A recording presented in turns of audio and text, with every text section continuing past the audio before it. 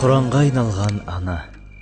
Атақты табиғин Абдулла ибн Мубарактың рахметуллах алейхи әңгімесі. Мен бірде Қағбаға зиярат жасау үшін Меккеге сапарға шықтым. Жолда келе жатқанда алыстан бір қарайған нәрсе көзіме шалынды. Тақап келгенде байқадым. Әлгі қарайған үстіне жүн шекпен киген, басына тартқан шәлісі бар кейуана болып шықты. Жақындап келдім де «Ассаламу алейкум ва рахматуллахи ва баракатух» деп амандастым. Ол кісі оларға ерекше мейірімді Раббысынан амандасу сөзі сәлем болады деп Ясин сүресінің 58-ші аятымен жауап берді. Мұнда не істеп отырсыз деп сұрадым мен. Ол Аллах кімді адастырса, оны тура жолға салушы жоқ деп Ғафыр сүресінің 33-ші аятын оқыды. Оның жолдан адасып қалған түсіндім. Қайда бара жатыр едіңіз деген сұрағыма ол өзінің құлын бір түнді Әл-Харам мешітінен Әл-Ақса мешітіне алып барған Аллах қандай пәк деп Исра сүресінің 1-ші аятын жауап қылды. Аяттан оның қажылықты аяқтап Әл-Ақса мешітіне сапар шегіп бара жатқанын аңғардым. Бұл жерде қанша уақыттан бері отырсыз деп едім, ол 3 түн қатарынан деді. Бұл Мәриям сүресінің 10-шы аят еді. Аят арқылы ол өз ахуалынан анық хабар берді. Мен намазға дәретті қалай алып жүрсіз деп, оның сусыз шөл далада қалай құлшылық жасап жатқанын білгім келді. Ол тағы да Құранмен жауап берді. Бұл жолы, егер су таппасаңдар, таза топырақпен таямым алыңдар деп, Мәйда сүресінің 6-шы аятын келтірді. Тамақ сусыныңыз таусылған сияқты ғой деп, оның аштықтан аман ба жоқ па екендігін анықтап алғым келді. Ал ол болса, ол өзі мені тамақтандырады, әрі сусындандырады деп, Шұғара сүресі 79-шы аятындағы Ибрахим алейхиссалам пайғамбардың сөзін жауап қылды. Менде тамақ бар, әлденіп алыңыз деп қамқорлық танытып едім. Ол сосын оразаны кешке дейін жалғастырыңдар деген Бақара сүресінің 187-ші аятын оқыды. Сөйтсем, ол ас су таппай, аш отырған ахуалын ораза құлшылығына айналдырып, сауап табу үстінде екен. Оның тақуалығына іштей сүйсіндім. Алайда аяттан басқа сөз айтпайтынның себебін білгім келіп, неге кәдімгідей сөйлей бермейсіз дедім. Бұл жолы ол Қаф сүресінің 18-ші аятын тілге тиек етіп, ол қандай сөз айтса да, оның қасында дайын тұрған бақылаушы бар деп, аузынан шыққан әрбір сөзі жақсы сөз болып, оң иықтағы періштенің ғана жазғанын қалайтынын ұғындырды.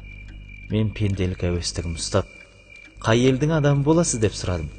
Кейуана: әрі өзіңде білімі болмаған нәрсеге ерме, анығында есту, көру, жүрек, бұлардың әрқайсысы сұраққа тартылады деп Исра сүресінің 36-шы аятына жүгінді. Мен қателестім, кешірім өтінем деген едім. Сонда ол кісі: бүгін сендер жазғырылмайсыңдар, Аллах сендерді кешірсін, өйткені ол мейірімділердің ең мейірімдісі деп Юсуф сүресінің 92-ші аятын оқыды. Мен оған түйеме мінгізіп, сізді керуеніңізге жеткізіп салайын деп ұсыныс айтып едім. Ол қарсы емес екенін, қандай жақсылық жасасаңдар да Аллах оны білет деген Бақара сүресінің 197-ші аятымен білдірді. Мен түйемді шөгеріп, оны мінгізуге ыңғайлана бергенімде, ол Нұр сүресінің 30-шы аятын оқып, мүминдерге айт, көздерін төмен сүрсін деді. Бірден көзімді төмен салдым да, мініңіз дедім. Ол кісі міне бергенде түйе үркіп кетіп, киімінің бір шетін жыртып алды. Сол кезде бастарыңа қандай да бір қиыншылық келсе, ол қол екі істегендеріңнің себебінен деген аятты оқыды. Бұл Шура сүресінің 30-шы аят еді. Ол өзінен басқа ешкімді кінәлаған жоқ. Түйеге мінген кезде бізге мұны бағынышты еткен ол пәк, әйтпесе біздің оған шамамыз келмеседі. Әрі біз күмәнсіз Раббымызға қайтушымыз деп Зұғруф сүресінің 13-14 аяттарын оқып дұға жасады. Түйені жетектеп, даусымды көтере сөйлеп, жүрісті жылдамдата бастадым.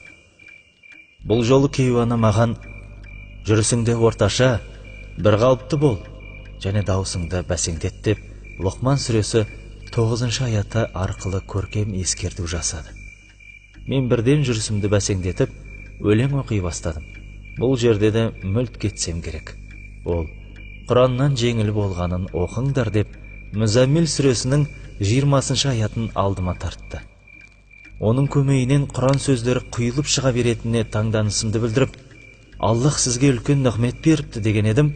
Ол әдетінен жазбай Бақара сүресінің 269 аятын оқып, ол Аллах қалағанына даналық береді, ал кімге даналық берілсе, ақиқатында оған көп игілік берілді, алайда ақыл иелері ғана түсіне алады деді.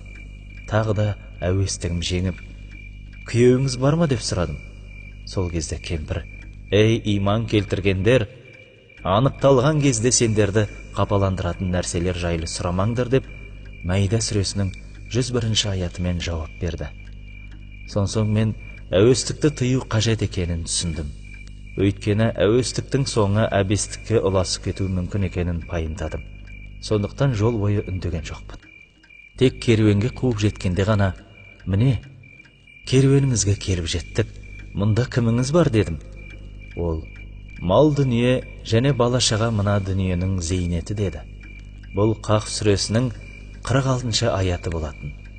Керуенмен бірге балаларының бар екенін түсіндім. Балаларыңызды қажылық жасауға барды ма деген сұрағыма, сондай-ақ белгілерді жасады. Әрі олар жұлдыздар арқылы да бағыт-бағдарды анықтап, жол табады деп, Нақыл сүресінің 16 аятын жауап ретінде оқыды. Балаларының керуеннің жол басшылар екенін түсіндім. Сонсоң мен, ұлдарыңыздың есімдері кім деп сұрадым. Кейуана әдетінен танбай, Аллах Ибрахимді өзіне жақын дос етіп алды деп, Ниса сүресінің 125 аятын оқыды. Аллах Мұсамен сөйлесті деп, Ниса сүресінің 164 аятын оқыды. Әй Яхия, кітапты мықтап тұрып ұста деп, Мәриям сүресінің 12 аятын оқыды. Керуеннің ішіне кіріп, шатырлардың арасында Ибрахим, Мұса, Яхия деп дауыстадым.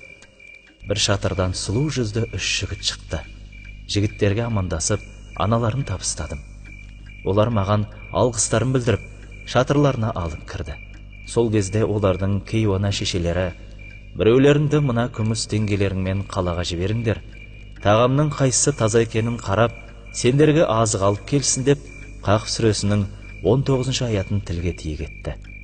Біреу орнынан тұрып, тамақ алып келді. Сонсоң кейуана Хаққа сүресінің 24 аятын оқып, өткен күндерде істеген амалдарың себепті рахаттанып жеңдер, әрі ішіңдер деді. Мен отырған жігіттерге, мына аналарыңнан өз ойын тек Құран аяттары арқылы ғана жеткізу себебін айтпайынша, тамақтарыңнан дән татпаймын дедім. Сонда үлкен тұрып, анамыз пенделер секілді дүние сөзін айтып жүріп, тілден сүрініп Аллахтың ашуына ұрынудан қорқамын дейді.